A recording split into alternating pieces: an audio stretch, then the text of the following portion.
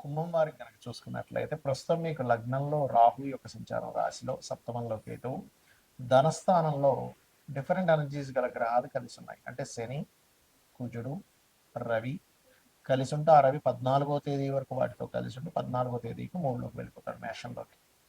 ఇక బుధుడు రాశిలో రాహువు బుధుడు ఉంటూ ఆ యొక్క రాహు రెండో స్థానంలోకి వెళ్తాడు, ఆ యొక్క బుధుడు రెండో స్థానంలోకి వెళ్తాడు రాహుని వదిలి 11వ తేదీ నుంచి. మరి 5వ స్థానంలో గురువు, సప్తమంలో కేతువు ఈ యొక్క గ్రహస్థితిని అనుసరించి చంద్రుడైతే నెలంతా తిరుగుతాడు.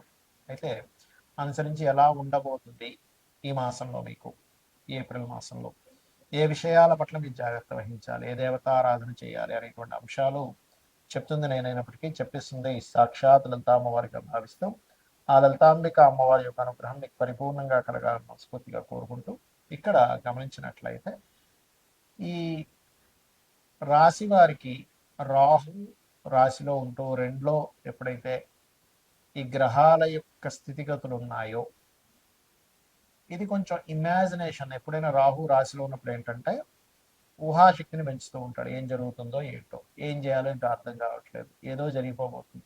ఒకవైపు ఆశ అలాగే ఉంటుంది, భయం అలాగే ఉంటుంది. కాబట్టి మీరు ఉదయం నిద్ర లేచిన వెంటనే ఒక్క నిమిషం, ఒక 10 నిమిషాల పాటు దుర్గాదేవిని ఫలాపేక్ష రహితంగా మనస్ఫూర్తిగా ధ్యానం చేసుకోండి. ఓం దుమ్ దుర్గాయ నమః అనే మంత్రాన్ని. అలాగే ధనస్థానంలో అధిక గ్రహాలు ఉన్నాయి కాబట్టి ధన విషయంలో, కుటుంబ విషయాల్లో కొన్ని ఇన్వెస్ట్మెంట్ చేసిన అంశాల మూలంగా కొంత ఘర్షణలు ఏర్పడుతుంటాయి. ఆ విషయంలో జాగ్రత్తగా ఉండండి. స్త్రీల యొక్క పరిచయం ఏర్పడుతుంది, స్త్రీలకైనా పురుషులకైనా. 19వ తేదీలో మూడులో శుక్రుడు ఉన్నాడు కాబట్టి, రవి కూడా మూడులోకి వెళ్తున్నాడు కాబట్టి కొంత గవర్నమెంట్ వ్యక్తులు, మెడికల్ రిలేటెడ్ రంగాల్లో ఉండేటువంటి వారితో కూడా కొత్త పరిచయాలు ఏర్పడతాయి. మీకు ఏదైనా ప్రాపర్టీ తీసుకోవాలి, కన్స్ట్రక్షన్ చేయాలి, ఇట్లాంటి వాటికి ఏదైనా కారు, వాహనం నడుపుకోవాలి, లేకపోతే ఆర్ట్స్ రిలేటెడ్ సంబంధించినటువంటి ఏదైనా మీరు చేయాలి అని అనుకుంటే మీకు ఏప్రిల్ 19 నుంచి అనుకూలత బాగుంది. ఈ శుక్రుడు 4వ స్థానంలోకి వెళ్తున్నాడు కాబట్టి కాస్త సంతానం విషయంలో అనుకూలత ఉంది, స్ట్రెస్ ఉంది పంచమంలో ఉండే గురువు వల్ల, ప్లస్ పంచమ స్థానం శని కుజ రవిల యొక్క ప్రభావం వల్ల. కాబట్టి ఐవీఎఫ్లో ఐఓఎల్ చేయించుకునే వారు కాస్త జాగ్రత్తగా ఉండాలి. వివాహ నిర్ణయాలు ఇప్పుడు తీసుకోకపోవడమే మంచిది, ఎందుకంటే రాహుకేతు లగ్న సప్తమాల్లో ఉంటూ ఈ ప్రభావం ఉంది కాబట్టి. కాకపోతే ఇంకా తప్పదు అని అనుకుంటే కనుక రవి రాహుకేతు గ్రహాల దగ్గర దీపారాధన చేయడము, మరియు అదేవిధంగా కాస్త గణపతి యొక్క ఆరాధన, దుర్గాదేవి యొక్క ఆరాధన చేసుకుంటూ మీరు ముందుకు వెళ్ళండి. ఎందుకంటే లగ్నంలో రాహు, సప్తమంలో కేతు ఉన్నా, లగ్నంలో కేతు సప్తమంలో రాహు ఉన్నా, అది జీవుణ్ణి, జీవిత భాగస్వామిని సూచించేటువంటి రాశులు అవుతాయి. అక్కడ రాహుకేతులు ఉండడం వల్ల మిస్అండర్స్టాండింగ్స్, మిస్కమ్యూనికేషన్స్ ఎక్కువ అవుతూ ఉంటాయి ఈ సమయంలో వివాహాలు చేసుకుంటే. ఇక ఉద్యోగ అవకాశాలు అయితే బాగానే ఉంటాయి, డోంట్ వరీ. ఇక మీకు ముఖ్యంగా ఉద్యోగ సంబంధించిన విషయంలో కొంత కుటుంబ సభ్యులతో కూడా కొంత ఘర్షణ వాతావరణం ఉంటుంది. అయితే మీకు ఉద్యోగపరంగా బాగుండాలంటే ఓం మాణిక్య మకుటాకార జానుద్వయ విరాజితాయ నమః చేసుకుంటే అన్ని విధాలు బాగుంటుంది. మరి ఈ మనం చూస్తూ ఉన్నాం గతంలో ఒక 5-6 నెలల క్రితమే ఈ వార్ రిలేటెడ్, పోయిన సంవత్సరం చెప్పుకున్నాం ఈ వార్ రిలేటెడ్ సంబంధించిన జరుగుతూ ఉంటాయి. చాలా మంది అడుగుతుంది ఏంటంటే ఈ వార్ రిలేటెడ్ సంబంధించిన వాటి మూలంగా ఫ్యూచర్లో ఇంకా ఎలా అవ్వనుంది అని చాలా మంది నాకు ఫోన్ చేసి అడుగుతున్నారు. ఎందుకంటే గతంలో మనం ప్రిడిక్ట్ చేశాం కాబట్టి దాని గురించి చాలా మంది అడగడం జరుగుతుంది. ఏమంటే ఈ వారు 10-15 రోజులు ఆగిపోతుందా, లేకపోతే నెలల తరబడి వెళ్తుందా అనేటువంటి. కాకపోతే ఇక్కడ విషయం ఏంటంటే ఇది ఇంత తొందరగా ఆగదు. కారణం ఏమిటి, దీనికి శాస్త్రంలో ఏమైనా పర్టికులర్గా కొన్ని ఉన్నాయా అంటే ఖచ్చితంగా సూత్రాలు ఉన్నాయి శాస్త్రంలో. మనం గతంలో కూడా చెప్పుకున్నాం, గురువు 3 రాసులు మారాడు పోయిన సంవత్సరం కూడా, ఈ సంవత్సరం కూడా మారుతున్నాడు అని. ఏ రాశులు మారాడు పోయిన సంవత్సరం అంటే వృషభంలోని, మిథునంలోని, కర్కాటకంలోకి మారాడు. అందుకే యుద్ధ సంబంధించింది ప్రారంభమైంది, ఇంకా మనకి ఉగాది కొత్త సంవత్సరం రాకముందే. అదేవిధంగా అప్పుడు మనం చెప్పుకున్నాం గోల్డ్ రేటు, ముఖ్యంగా సిల్వర్ రేట్ విపరీతంగా పెరుగుతుంది. అదే రకంగా మనకి వీడియోలు కూడా ఉన్నాయి. అండ్ పీఠాధిపతులు గొడవలు పెట్టుకోవడం ఇవన్నీ కారణం అది. అయితే ఈ సంవత్సరం కూడా కర్కాటకంలో మనకి మిథునంలో ఉండేటువంటి గురువు కర్కాటకంలోకి, సింహంలోకి మారుతున్నాడు. గతంలో ఏం జరిగింది, వృషభంలో ఉండే గురువు మిథునంలోకి వచ్చి కర్కాటకంలోకి వచ్చి మళ్ళీ వెనక్కి వచ్చాడు. సో ఎప్పుడైనా సరే 3 రాసులు మారేటప్పుడు అది జన నష్టాన్ని, అందులో ముఖ్యంగా యుద్ధపరంగా విపరీతమైనటువంటి జన నష్టాన్ని కలిగిస్తుంది. కాబట్టి ఇండియాలో ఉండేటువంటి వారికి పెద్ద నష్టమేమీ ఉండదు, కానీ విదేశాల్లో ఉండేటువంటి వారికి మాత్రం కాస్త ఎక్కువ నష్టం ఉంటుంది. కాబట్టి ఇండియన్స్ ఎవరైనా విదేశాల్లో ఉన్నట్లయితే వారు కాస్త వీలైనంత మట్టుకు అక్కడ సేఫ్ జోన్స్లో ఉండడం మంచిది. ఇప్పుడు Saudi countries, Dubai countries, America పర్టికులర్గా, ఎందుకంటే ఇది న్యూక్లియర్ సంబంధించిన దాడులు. అంటే మనకి చూడండి, మనకి హిరోషిమా నాగసాకి మీద వేశారు అప్పుడు ఒకసారి. దానివల్ల ఏంటి, కొన్ని కోట్ల మంది, కొన్ని లక్షల మంది చనిపోయారు. అలా ఏంటంటే ఒక పెద్ద విస్ఫోటన లాగా జరిగేటువంటి బాంబ్స్ వేయడం కూడా జరుగుతుంది. ఒక దేశం అయితే కంప్లీట్గా, ఒకటి రెండు దేశాలు కంప్లీట్గా రూపాలు లేకుండా పోయేటువంటి స్థితి ఉంది ఇప్పుడు ఉండేటువంటి గ్రహస్థితి. ఇవన్నీ మనం ఎందుకు చెప్పుకుంటున్నాం అంటే, ముందు సామాన్య మానవుడికి ఏమి జరగకూడదు.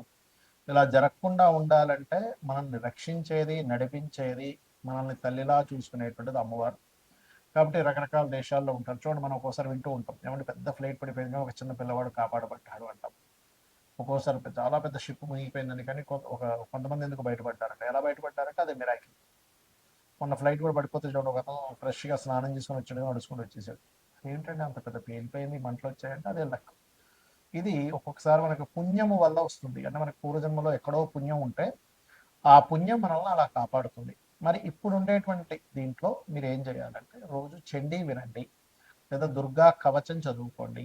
చండీ వినడమైనా, చండీ పారాయణం చేయడమైనా, లేదా చండీ హోమాలు చేసుకోండి, మీ ఇంట్లో చేసుకోండి. దానివల్ల ఏమవుతుందంటే మీరు రక్షింపబడతారు. దేశాలు కొట్టుకోవడం వల్ల సామాన్య మానవుడు ఇబ్బంది పడకూడదు. కాబట్టి ఇది ఎలాంటి రక్షణ ఇస్తుంది? ఇప్పుడు మనకు చూడండి, కేవలం అదేదో బాంబు వచ్చి మన మీద పడేటువంటిది మాత్రమే కాకుండా, ఇప్పుడు ఉండేటువంటి సిచ్యువేషన్స్లో మనం గతంలో 1 month బ్యాక్ ఆల్రెడీ చెప్పుకున్నాం, కొంచెం ఫుడ్ రిలేటెడ్ సంబంధించిన విషయం మీద ఎఫెక్ట్ వస్తుంది ముందు అని. అదే రకంగా చూసుకుంటే గ్యాస్ సరిగ్గా అందకపోవడం. ఇప్పుడు నార్మల్గా ఎవరైతే వీళ్ళు కమర్షియల్ కాకుండా నాన్ కమర్షియల్ వాళ్ళకి వచ్చేస్తున్నాయి గ్యాసెస్, కానీ కమర్షియల్ వాళ్ళకి రావట్లేదు. తద్వారా హాస్టల్స్లో ఉండేటువంటి వారు, లేకపోతే హోటల్స్లో తినేటువంటి వారు, ప్రత్యేకంగా వాళ్ళు వండుకోరు, హోటల్నే ఆధారపడుతారు. అలాంటి వారికి ఇబ్బంది అనేటువంటిది స్లోగా ప్రారంభమైంది. తద్వారా మనకి వండుకునే స్థితి, పరాభావనామ సంవత్సరం, పరావాసు నామ సంవత్సరం, రెండు పేర్లు దీనికి. పరాభావము అంటే పరాభవం చెందడం, కొన్ని దేశాలు యుద్ధంలో ఓడిపోవడం జరుగుతుంది. పరావసు వల్ల ఏమిటి అంటే, మనం పూర్వంలో ఎటువంటివి అయితే పద్ధతులు పాటించాము అటువంటివన్నీ కూడా వస్తూ ఉంటాయి. అంటే పూర్వ పద్ధతులు రావడము, కొన్ని దేశాలు ఓడిపోవడము, కొన్ని దేశాలు ఇబ్బంది పడడం అనేటువంటిది ఉంది ఈ సంవత్సరము. దాంతోపాటు ఎప్పుడూ కనీ విని ఎరుగనట్టుగా 3 సార్లు మనకి పంచగ్రహ కూటమి కూడా వచ్చింది. అది కూడా మనం చెప్పుకున్నాం లాస్ట్ టైం. కాబట్టి నేను అనేది ఒకటే, గుర్తుపెట్టుకోండి. ఇక్కడ మీరు, ఎందుకంటే దేశాలు మిసైల్స్ వేసుకుని ఏమైనా సామాన్య మానవుడికి ఇబ్బంది కలగకుండా ఉండాలి. కాబట్టి నవగ్రహాలలో కుజుడు, రాహువు, శని, గురువు, ఈ 4 గ్రహాల దగ్గర దీపారాధన చేయండి.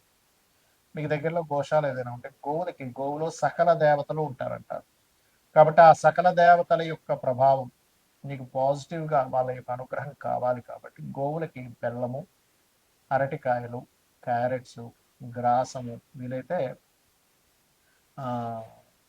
ఇవి తినిపించండి, సరిపోతుంది. గ్రాసం కూడా తినిపించవచ్చు, రైట్. గోధుమ రవ్వ కూడా తినిపించవచ్చు. ఇవి చేయండి.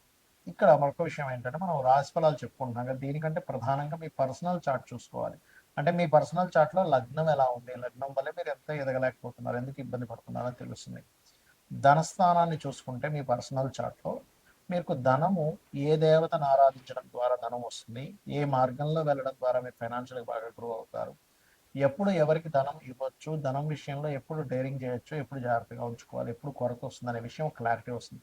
అదేవిధంగా అన్నదమ్ముల విషయం కావచ్చు, చదువు విషయం కావచ్చు, సంతానం విషయం కావచ్చు, వివాహం ఎప్పుడు చేసుకోవాలి, ఎప్పుడు చేసుకోకూడదు అనేటువంటిది, కెరియర్ పరంగా ఎటువంటి కెరియర్లో మీరు సెట్ అవుతారు, వ్యాపారాలు మీకు కలిసి వస్తాయా లేదా, విదేశాలకు వెళ్ళాలా, ఇక్కడే ఉండాలి, ఇలాంటి అనేకమైనటువంటి అంశాలు మీ పర్సనల్ చార్ట్లో ఉంటాయి. సరే, మీ పర్సనల్ చార్ట్ తెలియదు, అలాంటప్పుడు నిత్యము లలితా సహస్రనామాల యొక్క శ్రవణము, పఠనము చేయండి. ఖచ్చితంగా మీకు బాగుంటుంది. శ్రీమాత్రే నమః.